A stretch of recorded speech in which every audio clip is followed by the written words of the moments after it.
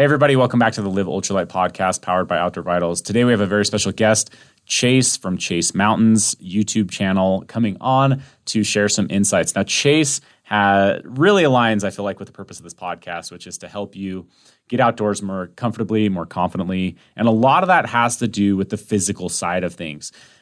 Yes, we can help you, make gear choices. We can educate. But if you're not in a physical situation to go and hike, or you're wanting to increase from, say, doing 10 miles a day to higher realms of maybe 20 miles a day, or preparing for a thru hike, all of those kinds of things lead you to needing to understand your own body and how to work through pain, how to strengthen things that are creating pain so that you can maybe be hiking more pain-free.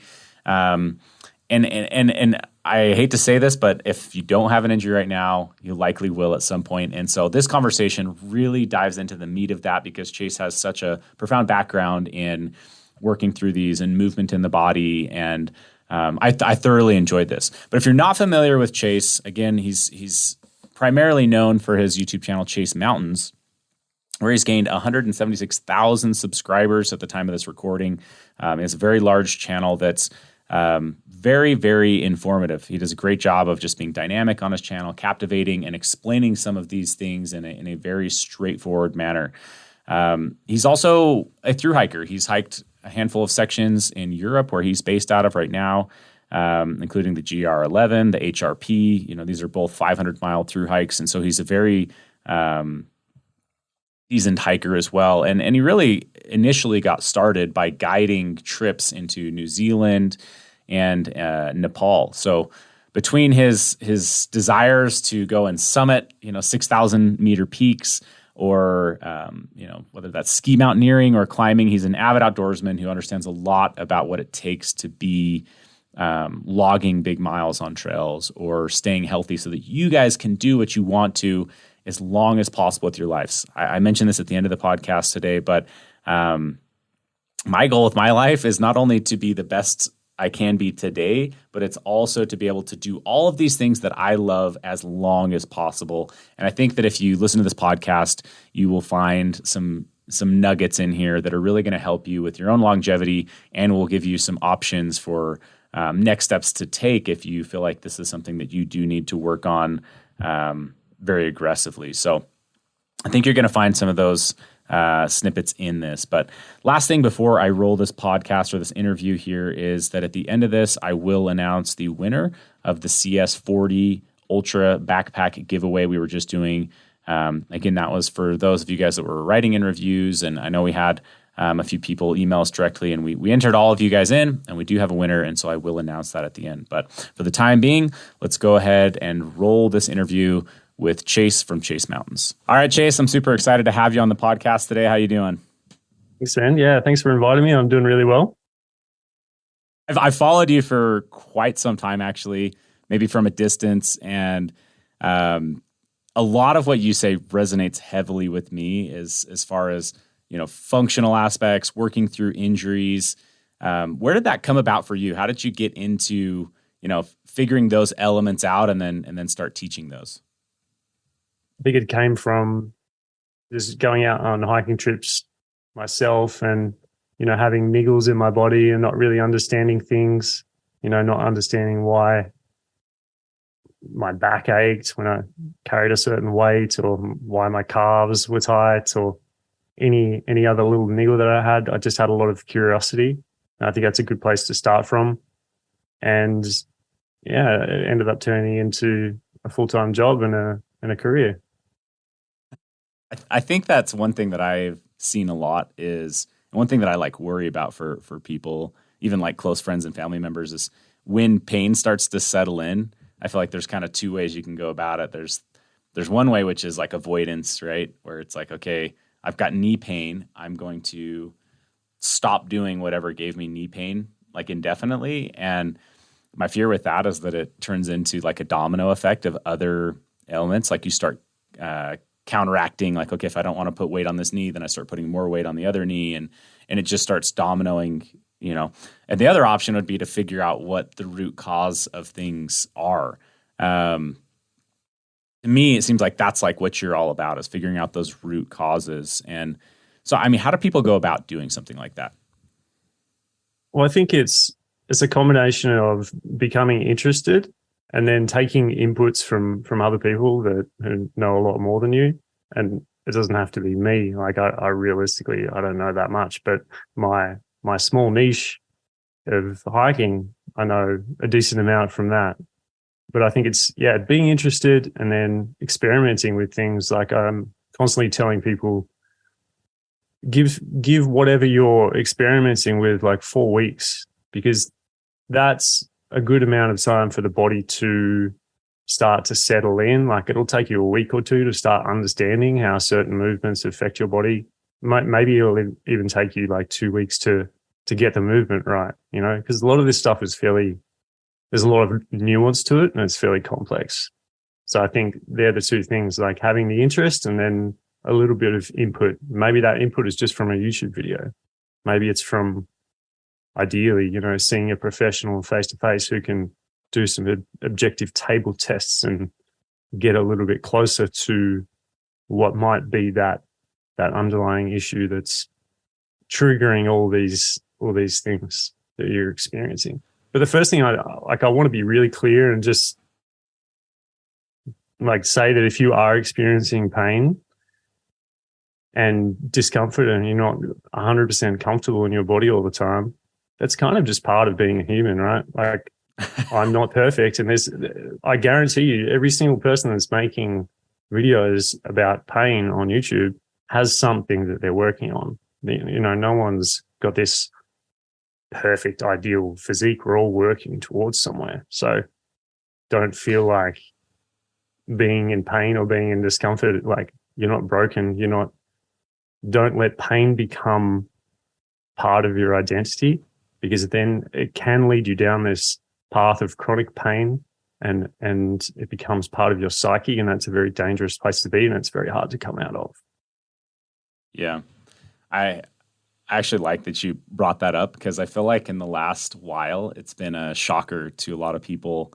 At least for me, like it was very apparent recently with just when you're looking at a high level of people, the Instagram, the YouTubers and stuff, and what they look like and what they say can be very different from realities, right? I don't know how much you followed this. There's this crazy guy in the U.S. called the Liver King who was getting all sorts of famous, right? You're laughing here. I'm sure you've heard of him, right? And then it finally comes out. He's like, no, I don't touch, steroids and PEDs and all this stuff. And of course he was. But it was really interesting because that kind of like tipped a domino over for me, where I started to look at maybe other people that I'm like, I'm pretty sure they're natural, or I'm pretty sure they're this, and just kind of made me realize like, man, there's no way. Like, there's no way that like some of these people are natural, or that they're actually pain-free, or that they're like this perfect physique or whatever. And it's really changed, I guess, not like at a massive significant level, but it definitely changed some of my beliefs of what I see. So I actually really appreciate that comment right there, that everyone's going to have some level of pain and discomfort, and whether that's weakness in the body or whatever it is, joints they're giving you more grief. I think that can be expected. And if people come in with that expectation, they're less likely to get burnt out or quit something, right? Yeah, I mean, at the end of the day, pain is just a signal. It's part of a conversation that you have with the body that you're living in. So it's your responsibility to be able to listen to those signals. And from the other side of the perspective, if you're not in pain and you're not really feeling any kind of discomfort, that actually might be a bad sign, because you're not really in tune and you're not feeling what's happening. And it may be because of the footwear that you're wearing, or maybe you're just a little bit too much up in your own head all the time. So it's not like, what I'm trying to say is that pain is not necessarily a bad thing. Don't look at it like it's the end of the world. It's just a signal for us to start understanding at a deeper level what may be happening with our physiology. Yeah. So speaking of pain and how it relates to hiking, what are the most common injuries or issues that you see coming up for people?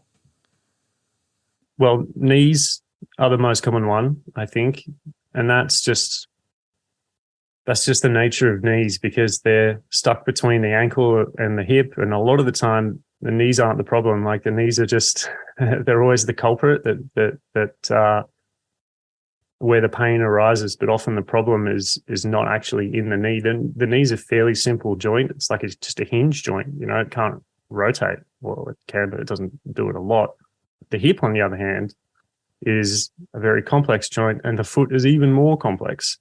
So knees are often where the problems arise, but it doesn't necessarily mean that the knee is the problem, and it's often the ankle or the hip.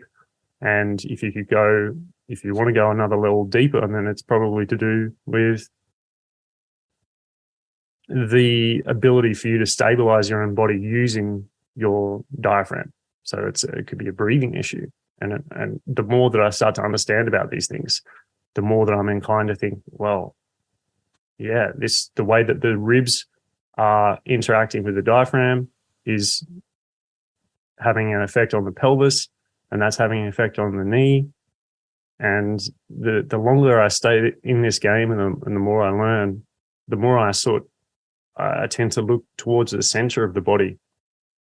And if we can stabilize and center our breathing, and we can fully create support within our abdominal cavity when we breathe, like each breath, we do 22,000 breaths a day. So if we can make a 1% improvement on that, then it's likely going to have an impact on the rest of our body, because the diaphragm is the largest stabilizing muscle in the body.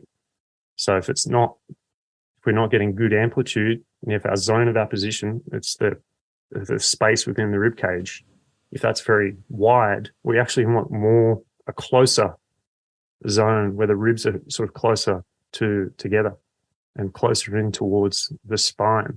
And that creates intra-abdominal pressure, which stabilizes our midsection. And so we can do all of the work to, the feet are a big issue as well because they're so complex, but we can do all the work with the hips and the shoulders and everything and run up against these problems continuously.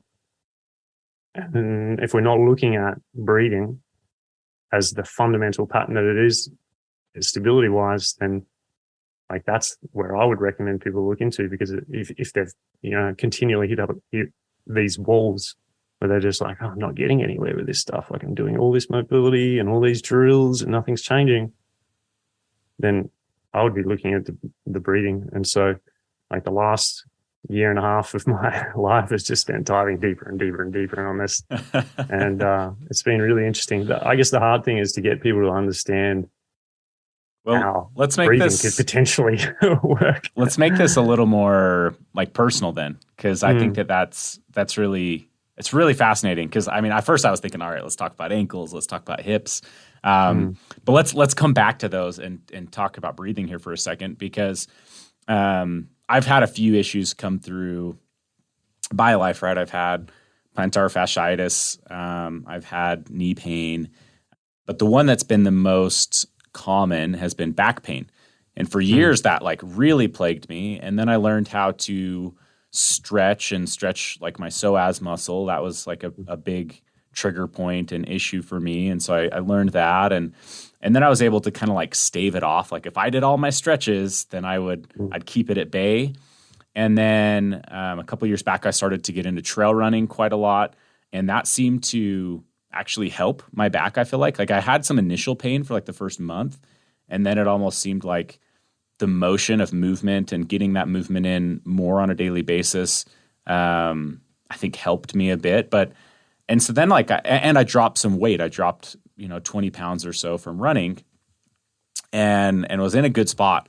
And then just this last March, my back, I just woke up one morning and my back was just like out in it, and I couldn't train. I couldn't do anything for a week. And I was really frustrated by it, because I'm like, usually I know these triggers that start to lead into some of this stuff. And the biggest thing I could really think about was I was dealing with a higher stress load leading up to that, which I've also linked to my back pain at times, but I've never had a link to it, right? Like I've never been able to like, well, when I'm stressed, this is why my back can be more susceptible and stuff like that. I'm wondering if maybe there's a connection with what you're talking about and it affecting my core, which then affects my back, like you've mentioned. I'm sure there is. Yeah. Okay. I can't. I don't know if I can give you a clear answer on it, but let's talk about, I guess, the nervous system, which I like to think of as the governing body that is really in control of everything that happens in your body, and including that in the mind. So you went through this period of time where you were a little bit sort of jacked up on your nervous system under a lot of stress, and that's not only in the mind, like the body holds that tension. And so you may have been storing certain amounts of tension in other parts of the body, and then maybe you had a kind of a crappy night's sleep where you weren't in a great position, and you lifted yourself out of bed, and then boom, the lower back starts firing up. Mm-hmm. So when it comes to the nervous system, this is inherently tied to breathing, because as far as I know, the only way to influence our nervous system, our autonomic nervous system, is to do controlled breathing to manipulate that. So there's the stability aspect that I talked about before, which is a bit more of a mechanical thing. So that's really about utilizing the diaphragm to stabilize the body. But then there's breathing as a method of influencing the nervous system, or the autonomic nervous system. And so this is basically your fight or flight response, or fight, flight, or freeze, versus your rest and digest. So we can utilize breathing as a way to purposefully put us up into fight or flight, so that we have more, so I guess we're more mobile in our autonomic nervous system, so we can force our way up, which means we can up-regulate when we choose, and then we can also choose to down-regulate. So it's more flexibility in the state that the nervous system is in, as a, like, when we're going about our daily lives, when there's no threat. But then that threat it's not necessarily like a tiger. That threat can be just stress from work, you know. So then if we're spiking up and we're being up-regulated into a sympathetic state where we're, you know, fight, flight, or freeze, that's certainly going to impact our physical body. Yeah. Yeah, it makes me, and this might have been in that, I know this is a book that you've read, the Breathe book by James Nestor, but I feel like I've seen a stat somewhere that breathing is one of the only ways to, like, almost immediately reduce stress levels in the body, like doing a controlled breathing pattern, or like a, you know, some people, I hate to say the word meditation, because I think people get the wrong like knowledge of that, but a lot of meditation can just be breath work, right? But if I'm remembering right, it's one of the quickest and only ways to really just reduce stress almost immediately in the body is by focusing on breath and doing maybe a box pattern breathing technique or something, right? Yeah. You can drink a whole bunch of beers and smoke some weed, maybe. But then you pay for that later. It comes back to bite you. Right. That's true. So yeah, there's ways. I mean, this is the modern human. We cope with stuff like this. So okay, so link for me. Because I'd like to bring it back to like the knees, you know, ankles and hips for a bit, but what's the easiest way to understand a connection between breath and how it might be affecting your lower body like that? Okay. So if you imagine like a party balloon, just get a party balloon and blow it all up. And then just imagine that balloon is sitting just under your rib cage, and it's sitting between your pelvis and your rib cage, right? And that balloon, if you could imagine that balloon as being responsible for keeping you stable. So rather than the muscles having to work really hard all the time to constantly readjust your posture and your balance, if we can get that balloon to take over that job of keeping us mostly stable, then the rest of the muscles don't actually have to do that much work. They can focus on what they normally do, which is power us forward or to the side, rather than having to keep us upright all the time. So this is all integrated with posture, and the body will find stability. Like, very few people are walking around falling over all the time unless we get to, age 80 and above. So the body, in the case that you are not stabilizing through the diaphragm, there is going to be muscular compensations. Usually, the muscles that you've mentioned already, like the psoas is a big stabilizer. That's why a lot of people tend to have really tight hip flexors and psoas, and they're constantly stretching. And like you said before, you had found a workaround because you determined a series of stretches that would, pull you back into a more comfortable alignment. But do we really want to? I personally don't want to have to do a whole bunch of stretches every day just to pull myself back into my natural alignment. And I've struggled with this for a really long time. And for a while back, I just decided, I was like, I'm going to stop stretching. Like, I haven't put stretching videos out on YouTube for a while. Movement videos, yes, but not actual stretching, because I'm starting to think that, okay, stretching has a place when you know exactly what needs to be stretched, and you use that to temporarily overcome some sort of discomfort or misalignment. But if it's something that you have to do every single day in order to just be comfortable, for me personally, I don't want to have to do that. I'd rather just wake up and be like, yeah, I'm sweet. I resonate with that 100%. Is like, man, if I don't do these stretches, this is the consequence. But it just felt like a hamster wheel, like you're just running in a circle all the time and not getting any like true progress, right? Yeah. And it is something that has been repeated a lot, and I'm also probably guilty of it. If you go back on my channel 3 or 4 years ago, do these stretches, this is important, blah, blah, blah. But yeah, the more I learn, the more I change my mind. I'm like, I don't actually want to be spending, 25 or 30 minutes a day, or even more, like day and night, trying to realign myself. Why can't I just be good? And so, right. yeah, like the journey that I'm on now is like discovering, and it's weird because I learned this stuff like 10 years ago, but until you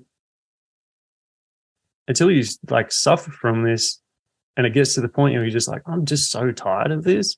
It's only when you get to that point that you start looking down the path of things that are a little bit on the fringe. Like, okay, maybe I should be, having another crack at meditation. Maybe stillness is the answer. Maybe what would happen if I just sat for 5 minutes or stood for 5 minutes and felt how my balance is being constantly shifting and changing in order to maintain this upright posture. So, I would love to be able to provide a solution and just be like, do this. And I think I always think I'm close to that.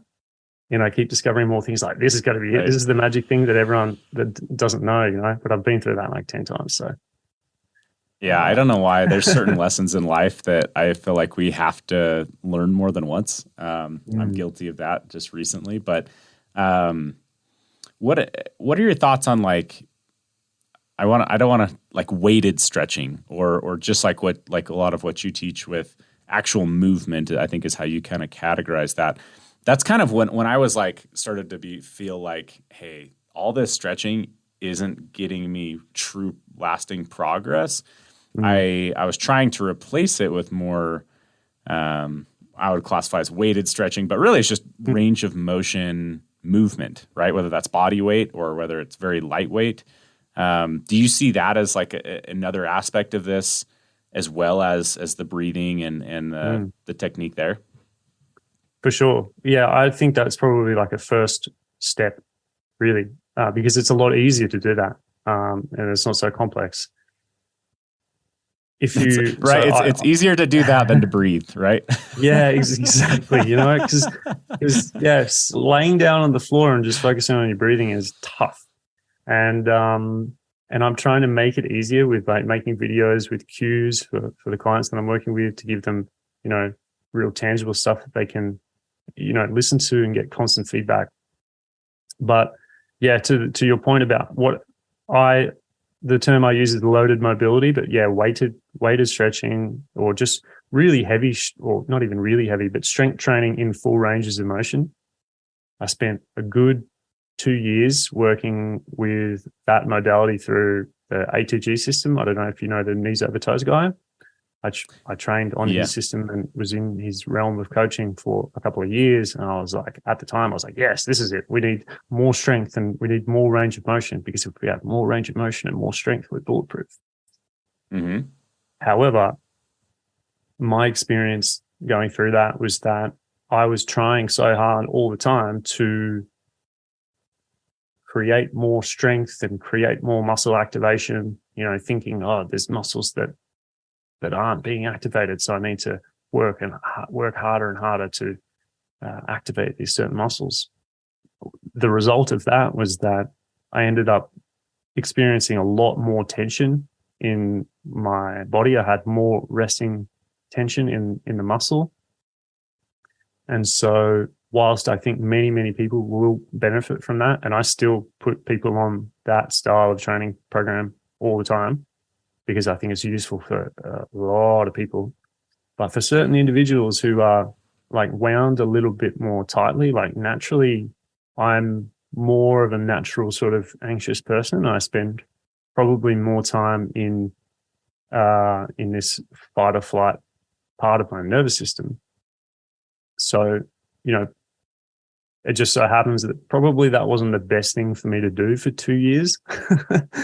But it's all part of the process, man. Like, and I'm not saying that that's not going to work for other people. It certainly does. And there's plenty of evidence of it. And I think it is really from my mind, is the best way to train. And if I could train that way all the time and get continual results without getting an excessive amount of tension, then I would train that way. But it just when you say tension, do you just mean like you're having a lot of soreness on a daily basis, or you're just feeling very tight? Like instead of getting more loose with these big range of motion exercises, were you feeling more tightness? I guess maybe just explain that a little bit. Okay, so you can have an individual who is strong and mobile and who can reach the end ranges of certain positions. Like I can pretty much get into front splits, but if I work up to it for 10 minutes, 15 minutes.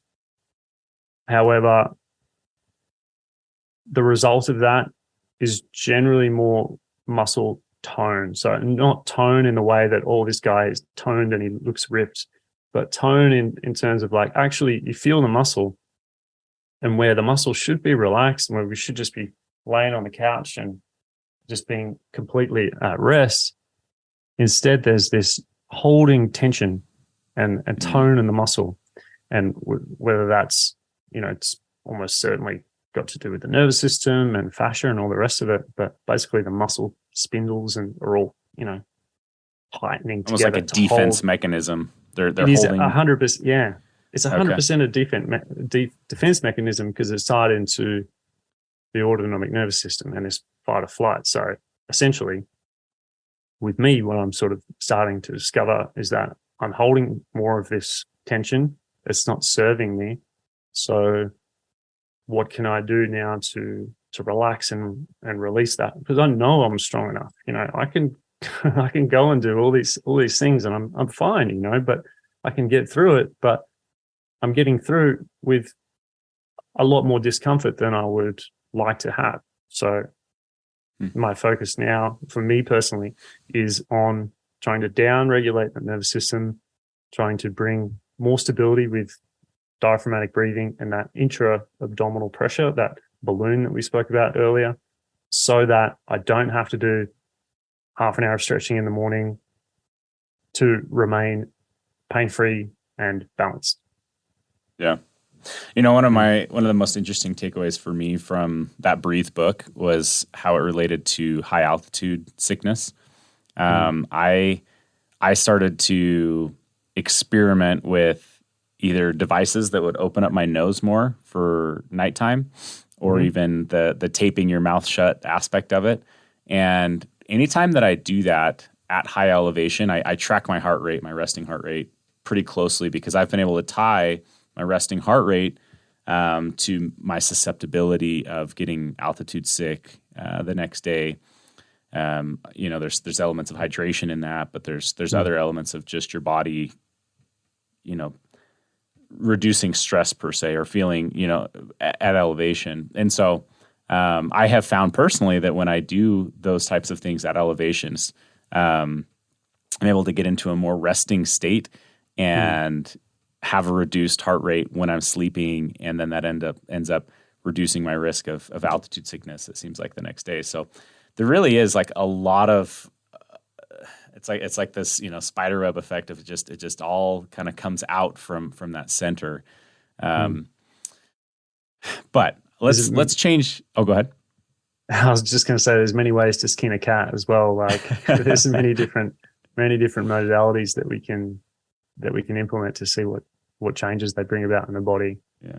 And I think that's the hard part with all of this is life is too short to learn from your mistakes alone, right? So you've really got to spend a little bit of time in that education field and go to guys like you and take those shortcuts, right? Because if you've been on a 10 plus year journey, or your whole life journey of figuring a lot of these things out, and for a lot of people, they could shave years and years off of those times to get to a better place for themselves without having to learn every step of the way firsthand, right? So I think it's always wise, right, to look to the experts and to figure out how to cut some of those corners per se, because life's just too short to make every mistake there is out there.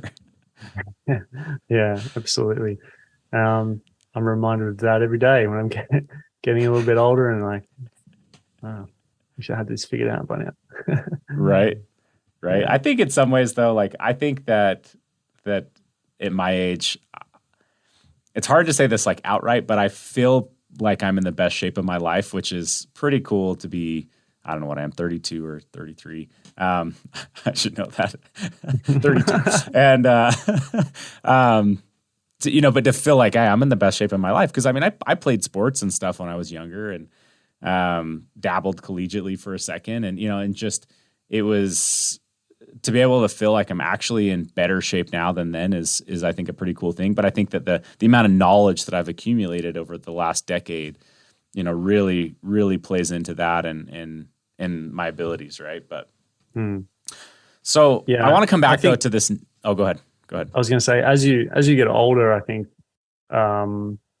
these more nuanced things become more important. Like when you are 18 or 19, if there's young guys or girls listening to this, there's every likelihood you don't have to worry about this. You just go out and play your sports, have lots of variety, experiment with different things, get as much variety as you can, and get that general preparedness up, and do what you can to increase your athleticism, because that's when you put money in the bank for the rest of your life. And I'm part of what I'm doing is trying to get that message across, because from my perspective, the people that I've hung out with and hiked with, they're not always, the most athletic people, and they haven't had a huge background in sports and that kind of thing. And hiking is their only, one of their only physical outlets. So I'm really trying to meld these two worlds of like strength and conditioning and hiking together, so that people can have a more well-rounded sort of athletic physique and life and mind. So it's been interesting to see different people come from like different perspectives and different ages of life, and go through my training programs and to see how their lives and their hiking has been affected by it. Yeah. I think when I was about 24, almost or at 24, 25, I gained a bunch of weight. I kind of went through this cycle where I was starting, Outdoor Vitals and just recently got married and I just kind of quit going to the gym, quit doing all these things. And I gained a bunch of weight and I kept that weight on for a couple of years and then kind of had that moment where I was like, holy cow, like if this is everything I care about in life, but my physical body isn't capable of doing those to the level that I'd like, it was just this real light bulb moment for me where it was like, no, like focusing on health empowers you to do more of everything that you love. If you're listening to this podcast, more than likely the things that you care about are getting into the outdoors, and being in a healthy state is so much more empowering to getting out consistently, to going farther, to experiencing more. That I would absolutely urge you to go and check out, some of Chase's courses and figure some of these things out. And whether that's even like dropping weight or things like that, join our 100-mile challenge, check some of these courses out. Because in the end, like I think my biggest thought now too is like in the longevity side of things, where it's like, man, I want to do these things, but life is short and I want to do these things for a long time. Like I don't want this window to be short that I'm able to go and do all these things that I really, really care about. So, and I feel like that's what people will get out of your courses. And I wanted to maybe bring this conversation back to, I think it's called Mountain Tough Ankles is one of the modules or courses that you teach. Yeah. Mountain Proof Ankles. Yeah. Mountain Proof Ankles. It's a free program that I put out maybe 3 years ago. That's more or less me like just throwing paint on the wall to see what sticks, to be perfectly honest. But tons of people have come back to me and said like this literally changed how I walk. And, for a lot of hikers, a foot problem or an ankle problem is not just a foot problem. It's an identity problem because it prevents you from doing the thing that you love and that it's such an important part of people's lives. If you're a hiker and that's what you do, a foot problem is not just a foot problem. Well, and like you mentioned already, when like we've put a poll out here on our end too, and knee pain is the most common issue people have, right? But you brought up a really good point. I hadn't actually looked or thought of it that way, where the knee does have way less mobility, way less going on inside of it compared to the hip or the ankle or foot area, right? So maybe let's like walk us through a little bit about how the ankle per se, because I personally, like I had knee pain, but I would never classify myself as having ankle pain, or I did start to develop, plantar fasciitis, and I dealt with that for a while. But again, it was always like knee pain has been something that's kind of come and gone at times, and I've never really linked that to my foot and ankles. So I think it'd be really interesting to hear how you link those and how other people why they should care about their feet more. So the ankle requires a good amount of mobility so that the knee can push over the toe. And one of the big things that's been discovered in strength training in the last 3 or 4 years is that there was a myth going around that we should never squat with the knee passing over the toe. And that came from one study in, I don't know, I think it was the 80s or 90s, and it was just taken as gospel. And it was never really revisited. So strength coaches like myself and millions of people all around the world were going into the gym or going into their workouts thinking, I could never push the knee over the toe. But it's essential to be able to have that. Like knees over toes happens when you go downhill. It happens when you go downstairs. So we need to be strong and protected in that. And one of the people the person who has been best in that field at literally dispelling that myth and that myth alone has been Ben Patrick. And he was the guy that I spoke about earlier who's developing this ATG system. So we need enough ankle mobility for the knee to pass over the toe in order to be, comfortable going downhill. So that's the first thing. But then, so what if people can't? What do they do? Well, is there a good test to like instantly just see if you can, if you have an issue? basically you put your toe up against the skirting board with a wall, and then keep your big toe on the skirting board, and then drive the knee forward. Don't let it go in medially. Don't let it pass inwards, but keep it directly over the second and third toe and drive the knee. And if you can hit the wall, good. Shuffle back another inch. If you can get your toe an inch away from the wall and hit your knee to the wall, you've got a decent amount of mobility there. And if you don't, you simply just do that and you work towards that. So some people That's interesting. That seems like such an easy test. But at the same time, is there a lot of people that can't do that? Yeah. Yeah, there's loads of people that can't do it. Wow. And so many people, well, some people will get an immediate benefit for that. They do that for like, every day for 4 weeks. And I'm starting to hold on to a little bit more mobility. And perhaps they maintain that mobility by just, squatting more often, getting down deep into the ankles and the hips and doing a few more drills, exploring with, crawling and just generally being down low on the floor and not in chairs so much. But for a lot of people, that will be plenty. For another subset of people like myself who tend to hold a little bit more tension, maybe there's a foot issue that's restricting that drive of the knee over the toe, then the nervous system is going to see that as a threat, and it's not going to let you go into that position without a lot of force and effort all the time. And if you stop doing the drill and everything goes back to the original state, then it's like, okay, this particular drill didn't work, but it's likely that other similar drills may not also work. So if we tick that box and say, okay, that didn't work, my next in the assessment sequence, I would go to looking at the foot. So foot's really complex because there is 26 bones, 33 joints, 200 something thousand nerve endings in the bottom of the foot. And then we have the way that the lower leg interacts with the ankle as well. So my current methodology with this is mobilize. So we're mobilizing firstly the toes, because the big toe needs to be mobile. Every single step off, whether you're running or walking, hiking, we have toe off where the big toe needs to flex and push off. So we need big toe mobility. And this is where I start losing people, because they're like, oh, what? I've got to mobilize my little toes to be able to like get rid of my knee pain or whatever.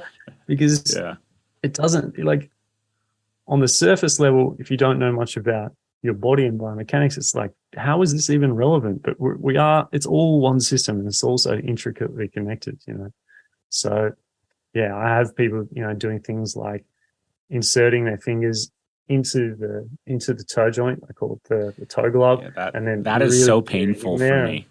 Oh, yeah, so painful for me. Yeah, no, like I bought. So I've last couple of years have dabbled with this. Even putting like Injinji socks, like toe socks, onto my feet, I could feel that. Like it was a little bit uncomfortable the first time I did that. And then, I got like toe spreaders, and that was just outright painful. Like that actually felt painful for me. Whereas my wife, she can sit there and like move each individual toe and pick things up off the ground. And I'm like, I just say she has monkey toes, not in a bad way, but she could do things at their feet that I've never dreamt of. Right. Frustrating, isn't it? My girlfriend's exactly the same. Yeah. So I discovered all these drills about like toe dissociation, where you're trying to lift the big toe, but then we dissociate the little toe so they go in the opposite direction. And you can start doing that manually by like manually forcing it with your hands. But then the next level, this is a conversation of hardware versus software. So the hardware is you physically moving the toes and seeing if they physically have the joint mobility to be able to move into full range. And full range, believe it or not, is pretty extreme. Like when you see people who are expressing full range with their toes, it's like, whoa, it's like 90 degrees, So that's the hardware part, just moving it. But then there's the software, which is doing that movement with just your mind-body connection, with just your brain. So you sit there, you're not manipulating it with your hands, but then you're disassociating your toes. So you're standing, weight evenly placed into the feet, and then lifting the two big toes, and then pressing the two big toes down and lifting the little. I can't even do it with my fingers. Yeah, I'm like, and when the interesting thing is when you do this, you see all sorts of strange things start to happen. Like weird things happen with your hands, and you're like moving your neck in a weird way. But it's really interesting work because it is, proprioception, really deep and nuanced proprioception, where we're improving that mind-body relationship. Yeah.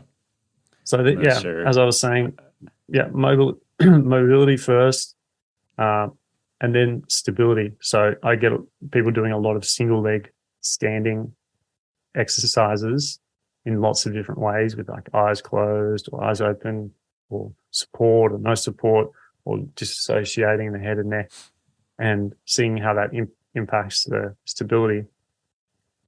And so every step that we take when we're running or walking, that is essentially a single leg balance. So if we get better at single leg balancing, and if we can get better at hopping and using that natural elasticity that the foot and the lower leg has, it's likely going to impact our hiking and walking and running in a positive way, because that's what's in contact with the ground all the time. Yeah, I guess if I'm understanding correctly, with increasing both your foot's ability to move, balance, which is strengthen as well, that's going to take less load from transferring up to your knee when it's trying to counteract, per se, a lack of flexation or mobility.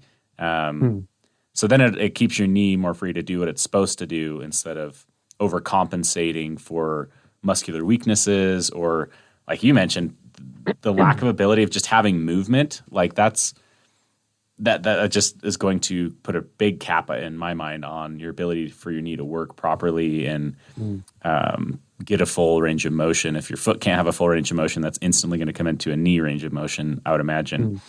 And does that kind of this? Oh, go ahead. Often these things they move upstream.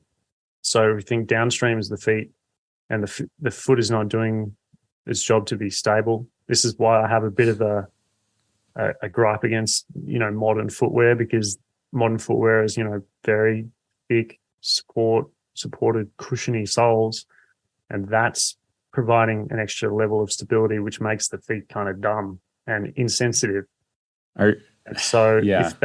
If the foot isn't doing the job, then it likely goes upstream. Often it goes into the tibialis anterior, which is the muscle at the front of the lower leg. And very few people and very few standard gym programs are doing specific exercises. Like the only lower leg exercise that you see in a lot of standard strength programs is just calf raises. But a lot of what happens when we're hiking and walking happens below the knee. So for that reason, I do a lot of work on the lower leg, and a lot of the time it's the tibialis anterior. Yeah, muscle that happened to me last year. I did a big effort in the Grand Canyon, did 38 miles in a day, but we descended like 10,000 plus feet that day, right? So a massive amount of downhill. We were running a part of it with a loaded pack on. And by the end of the day, my knees were in a lot of pain. And then I dealt with that pain through the rest of the summer, ran an ultra marathon. It flared back up and kicked my butt on that ultra marathon. And then it really took me till months later, when I started to do things like tib raises, that I started to feel like I was making like real progress with it. So yeah, I totally resonate with what you're saying there on the tibialis and trying to strengthen that, because it's, to me, that I wouldn't say ruined, but drastically impacted my entire last year of my life. Yeah, for sure. And that, I like to think of that muscle as really the muscle that is primarily responsible for deceleration. So you can think about going downhill as deceleration, or let's say you're sprinting flat out 100% and then you have to slow down. that's deceleration. So a lot of that force is going into the tibia. And if that tissue isn't up to scratch to take that amount of load, then that's when you get something like shin splints. Yeah. Do you see, or I don't know, is it more common to have a foot issue that goes into the knee and into the hips, or do people also build hip issues that come downwards into the knee? It can go either way. And to be perfectly honest, half the time I have no idea. Yeah. We have do to figure things, that out, I guess. Yeah, we do. Like I said, it's throwing paint on the wall and seeing what sticks. You could go to a really, really good physiotherapist, and there's tons of them who will do objective table tests that you really need someone there with you, feeling your body, feeling the tone and the muscle when you do these tests. And they can say with a good level of confidence that, the problem is coming from here. And then you objectively test that by implementing a set of exercises and then reassess it. Is that something that you coach on as well? Is trying to diagnose, or not so much? Or no, I don't diagnose anything. I try and stay away from labeling pain. If I discover something for my body that I know helped me, and I documented that process, and I'm confident that similar people who have a similar physiology to me will benefit from that, then I'll make a video about that and I'll put it on YouTube for free. But I really have a lot of hesitation in putting something out there saying, do this and it will fix your knee pain, ankle pain, whatever. Right. There's been certain cases where I've made videos on something, like one example was the iliotibial band syndrome. And that just so happened that I was hiking with a guy who was experiencing that. And I was like, it was really just intuition. I was like, do these 5 things. And I said it with a lot of confidence. And I was hiking with him every day. So he was under pressure, for me to do these things. And he did them. And he by the end of the hike, he'd thrown away those knee supports. And he's really, really, really strong now. Still a really good friend of mine. I'm going to Italy with him next week.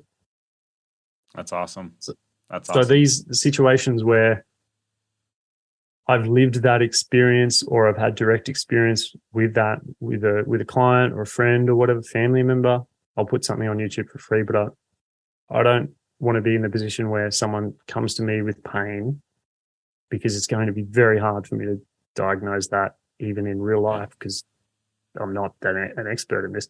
I'm an expert in hiking and, movement.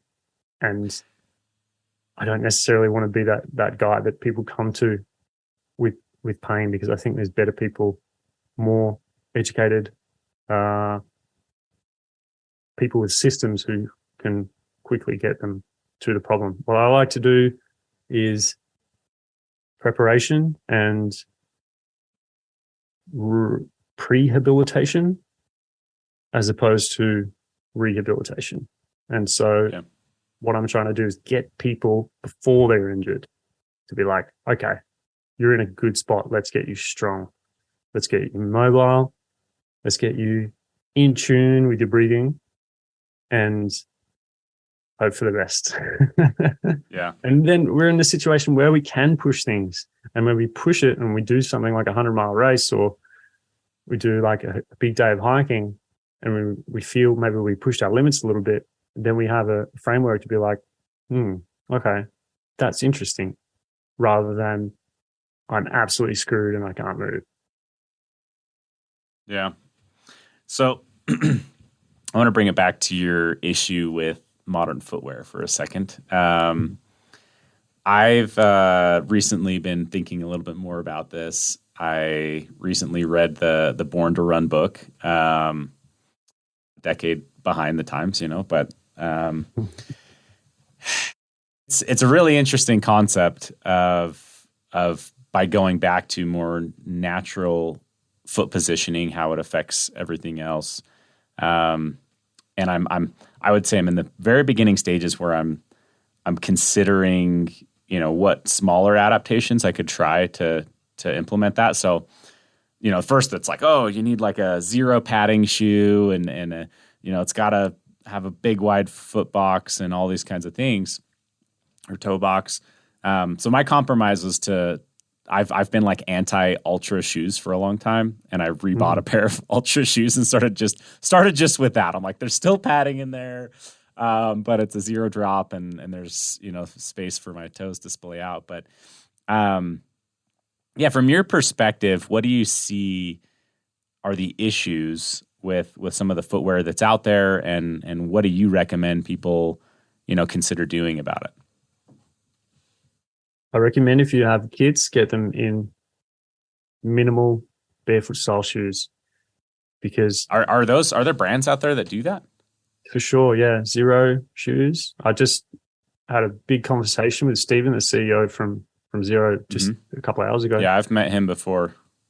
He's a cool guy. I like him. Yeah. High energy. Talks a lot. But he knows a lot too. He knows heaps, man. And he's been around since the beginning. And then Vivo as well. They make shoes for kids. And like it's growing exponentially. There will be more companies. But what I was speaking to Stephen about, I was like, you guys are doing a good job of the education part, because I feel like these shoes could almost come with a manual for the body and a manual to how to use the shoe. There should be like an ebook that comes with these shoes, because a lot of time people just like put these shoes on and start running, and some people will be fine, but a good amount of people will learn that lesson injured and then swear them off. Mm-hmm. So the first thing is that modern footwear, the way that it's shaped, the stability aspect of putting a large amount of material between the foot and the ground, these things all impact our sensory development in when we're children, when we're developing motor skills, when we're developing the brain. And if we're deafening that, it has an impact on kids. That's at the neurological level. But if we talk about the biomechanical level, that tends to result in the things that we've been talking about with knee pain and foot issues and hip issues and lower back pain and all this sort of stuff. So the best thing for our future is to get kids wearing wide, flat shoes so they can not go through the process that you and I have gone through, where we jammed our feet in restrictive shoes and messed up our toes and lost that sensitivity. Now, it's not to say that as adults we can't regain that. The body is incredibly intelligent, and for the we see it every day that people regain that sensitivity and they regain that stability and the ability that we once had. But it's certainly a lot harder as you age to be able to regain that. So yeah, sooner the better for most people. Having said that, there's a shoe for every purpose. There's a shoe for every individual person at a point in time. And so it may be that you need to go to an old school podiatrist and have a wedge put in your shoe to boost this certain part of your foot to regain some natural biomechanics. I have a problem with saying as a blanket statement, everyone should be in barefoot style shoes, because there's a lot of nuance. But for kids, makes a lot of sense. Why not? Yeah. What man, this is such a big topic, right? Like it's a very interesting topic. Obviously the more barefoot style of the shoe, I think at a high level, and just correct me if I'm wrong here, but the more barefoot style of the shoe, the more the body can move naturally, strengthen itself naturally. It can feel things like you've mentioned with the reduction in foam. It can be beneficial, but I think one of my biggest concerns with going like full barefoot, which is like no padding really, right? Just like a piece of rubber underneath your foot, is like these bigger efforts that I enjoy doing. And like I was just recently on a hike in Zion National Park, and one of the guys there had a pair of Zero hiking boots.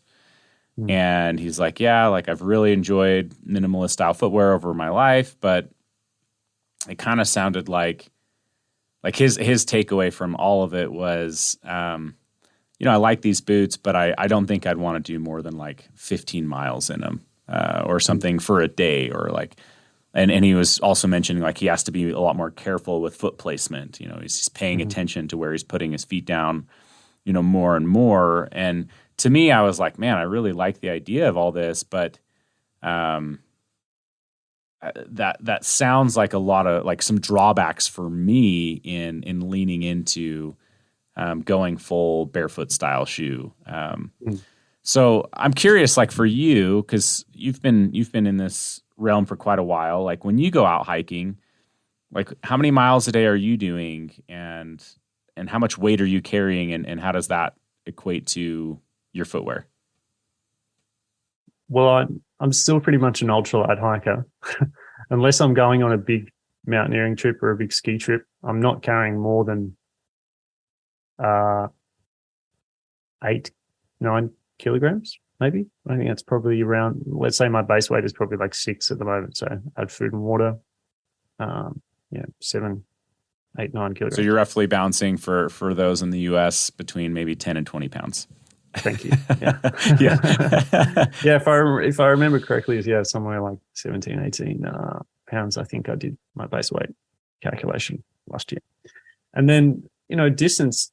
So on the weekend I hiked, I think it was about 20, somewhere between 28 and 30 kilometers. And that was over 2 days. And that was a pretty chill effort. So, I'm not out doing massive miles, and if I was, I probably wouldn't be wearing barefoot shoes, because there's a certain amount of risk that I'm willing to take in that realm. Like, I guess the good thing is the guy that you just spoke about seemed to me like he had a pretty good knowledge of his body. Like he was aware of his limits, and he was in tune with his musculoskeletal system. And so that, in my mind, is the big benefit of barefoot shoes. There's no rule book saying when you buy your first barefoot style shoes that you sign up for them for life and you wear nothing other than barefoot shoes. It's not how it has to be. There's a shoe for every occasion. And so on the weekend, I wore a pretty standard supportive shoe, wide enough. Like, I personally like ultras a lot for big mile days. Like last time I did a big through hike, it was a while ago, but I was wearing ultras because I was doing like 40 kilometers a day or more sometimes. So I'm not willing to put myself in that position just to say, hey, I'm a barefoot hiker and look how strong and cool I am. Like, if I bust my shit up, then I have a big problem, I can't work, I can't earn money if I can't, I can't move without pain. So it comes down to the individual and the circumstances of the trip. And a lot of the time, maybe a barefoot shoe isn't going to be appropriate for that trip. So you just got to make those decisions and learn from your mistakes. That's actually really good to hear. For some reason in my mind, I don't even know where this came from, but I kind of thought that, like, if you went through the process of training your body to do barefoot shoes, that you were like committed for life, if that makes sense. Is that just a myth? Like, is that not reality, I guess? I mean, the truth is somewhere in the middle, right? So let's say for me, putting on a rigid mountaineering boot to go alpine climbing in a certain boot, I really suffer, and my plantar fascia starts to really get jacked up and angry because it's trying to do the work and it can't feel and it's confused, But then the most recent pair of shoes I bought, my alpine climbing shoes, are great, and I feel fine. And I did like a 12-hour day with a decent pack weight on, not too long ago, and I felt great. So there really comes down to all those little nuances of stack height, drop height, how much flex it has. And I guess my truth is that being barefoot and spending more time in barefoot shoes gives me more adaptability. And it doesn't put me into this situation where I can't switch back and forth. And maybe if you did a hard change and you went all barefoot, like all or nothing, then yeah, maybe it'll be difficult for you to come back into regular shoes. Perhaps that's a dangerous place to be. Yeah. Yeah, I actually, part of my thought with all of this was I've been spending a lot of time running in years previous in a pair of shoes that had like an 8mm drop. And I wondered, I started to really, and I'm kind of a hill striker. And so I've been trying to work on both of those to land a little bit more on my forefoot, and then use shoes that are either zero drop or lower amount of drop. And I think that it's been helping, honestly. So, but I think I really like that because to me, it's like I feel like sometimes to this cult-like following of barefoot shoes, sometimes you have to have like a really strong, compelling message and like it's all or nothing to like get that cult-like following. But I think what you're saying is you can end up in the middle. There's going to be benefits, I think, if you can, I don't know, like I'm thinking if I could daily wear more of a barefoot style shoe, that even when I go into an ultra, when I'm hitting trails or running or doing bigger efforts, that I'm still going to be better off than if I was only using, this highly cushioned, very supportive shoe all the time and then going and doing the same efforts, because my foot's just never getting stronger, if that makes sense, and strengthening. And so I like that. I think that's a really solid takeaway for listeners to maybe move towards this barefoot style of shoe, but it doesn't have to be the full cult. You don't have to, you don't have to drink the barefoot Kool-Aid. Yeah, exactly. I mean, I'm trying to make it really obvious in the videos that I make about barefoot shoes that I'm not drinking the Kool-Aid. And I made this video about it was a real clickbait title. It's called like lies the barefoot industry tells you or whatever. And then Steven, I got it. You got me. I watched it. Steven from Zero emails me. He's like, look, I was going to do a reaction video to like call you out on all the stuff that you said that I thought was wrong or could actually have a little bit more information around it. But maybe you just want to have a conversation. I was like, yeah, sure. We just jumped on a call and we talked about it. And that video is going to be out soon, so it'll be interesting for people to watch. But it's a long conversation with a lot of nuance. But I really enjoyed it. And I think from what I got away from talking to him is that he came from quite an athletic background with a lot of different disciplines, and he himself is very adaptable. So he discovered his own barefoot journey, and he obviously had a great experience, and he went down the process of creating a business, and they're now the number one minimalist shoe in US in terms of sales. But I made that video and other videos similar to that because I just want to bring the reality back. Like, let's look at things a little bit more objectively, because not everyone has the same experience as high-level athletes and people who are very adaptable. There's many other people that have different situations, and we can't necessarily say that barefoot shoes are absolutely the best thing for everyone. Yeah. Well, I think what we can say is increasing people's mobility is just going to make them have better and better experiences on the trails. And I think that that's something that you do an exceptional job at with your YouTube channel and with your courses that you offer. So why don't you just take a second and explain a little bit about your courses and what people can do. I know that personally, like I said, I've kind of followed some of your stuff from, I'll catch a few videos here and there, but I hadn't yet like purchased a course or anything. This morning I actually went on and downloaded or got your app and looked at your 7-day free course, and it's done incredibly well. I was really happy with that. I'm excited to continue to dig into the app and what it offers, but it looked really well, it functioned really well, and it was just I thought you've done a really good job. So maybe explain a little bit about those and maybe where people should look at starting. Cool. I'm glad you went through that 7-day challenge because it's a good introduction to the app and how it works. I'm not entirely happy with that because from a beginner perspective, you go in there and it's like a dump of information on you. And I didn't really think about that as I was making that 7-day challenge, because it's just 5 moves.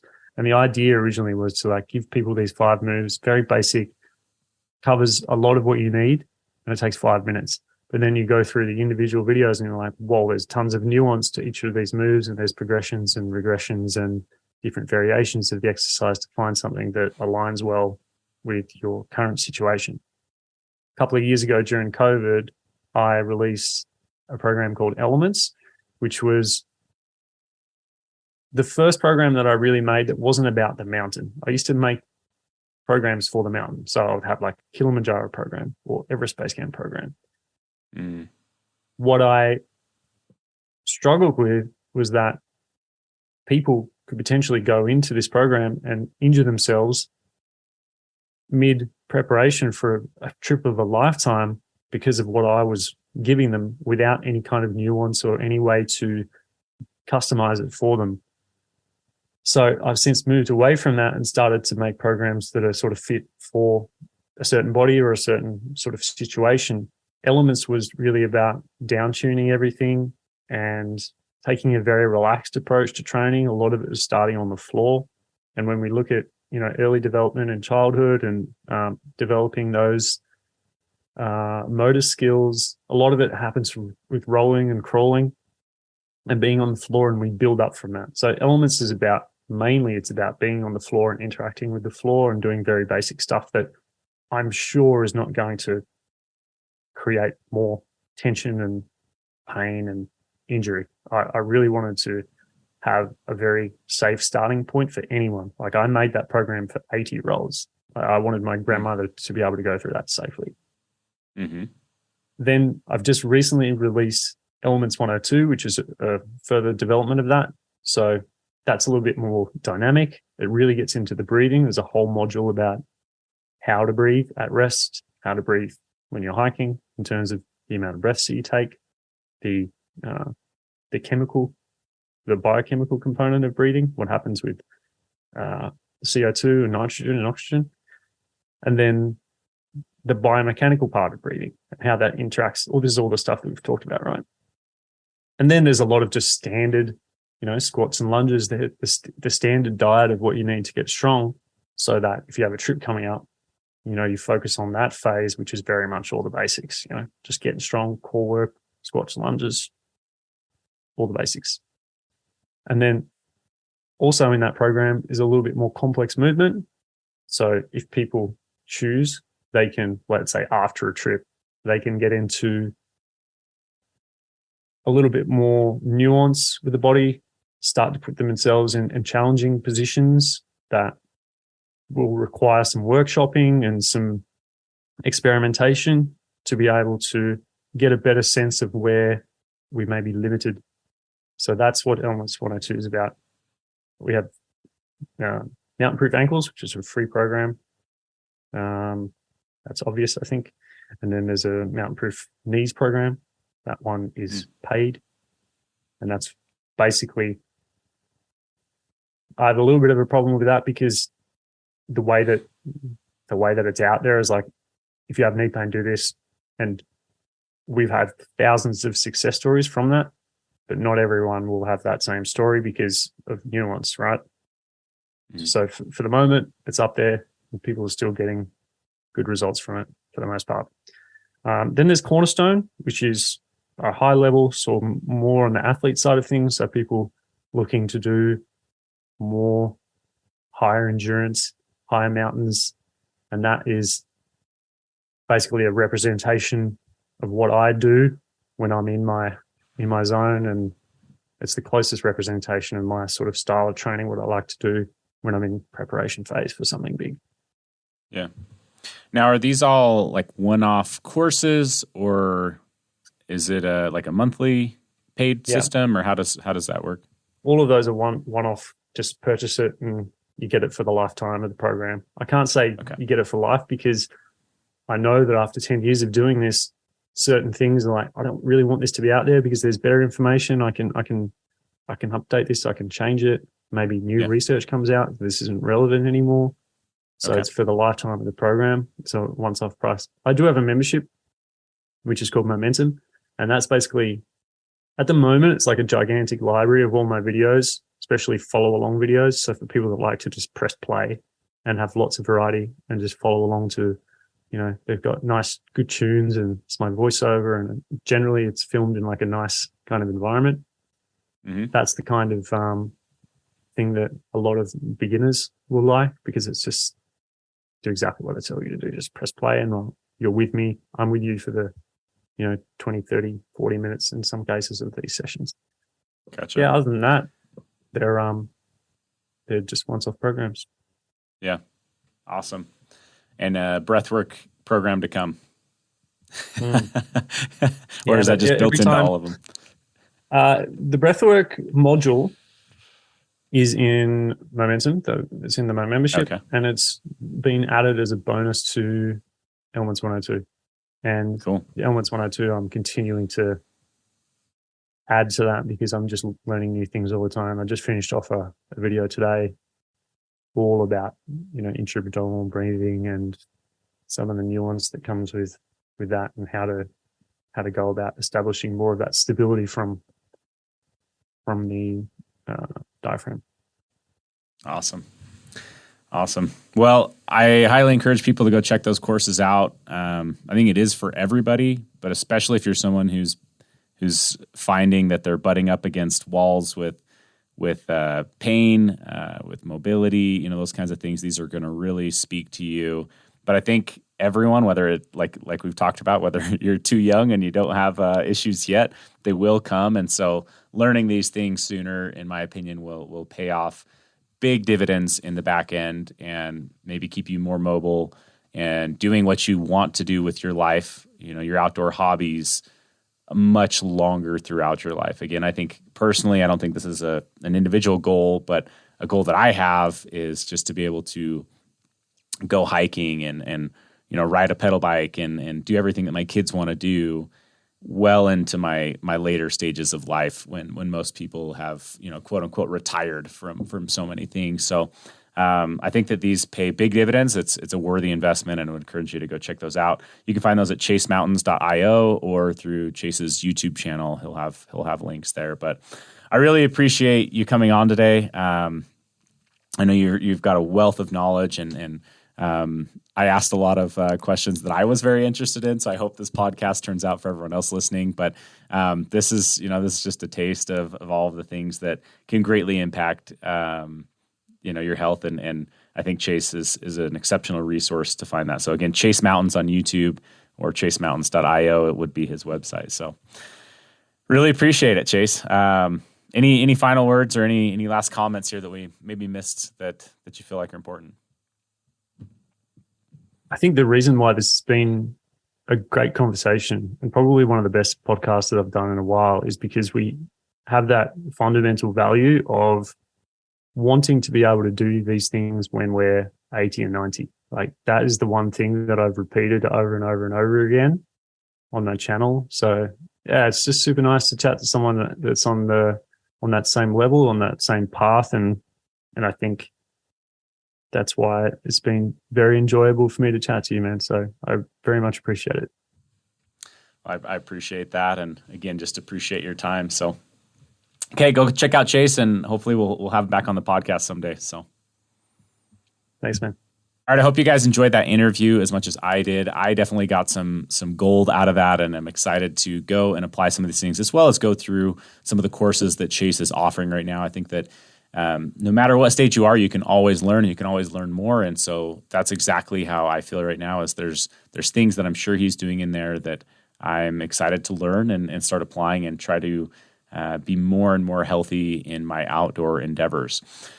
Now, as promised, I'm going to announce the winner of the giveaway. So the giveaway winner is going to be, looks like this one is from Apple Podcast Reviews, and it's from Do Work Son 3.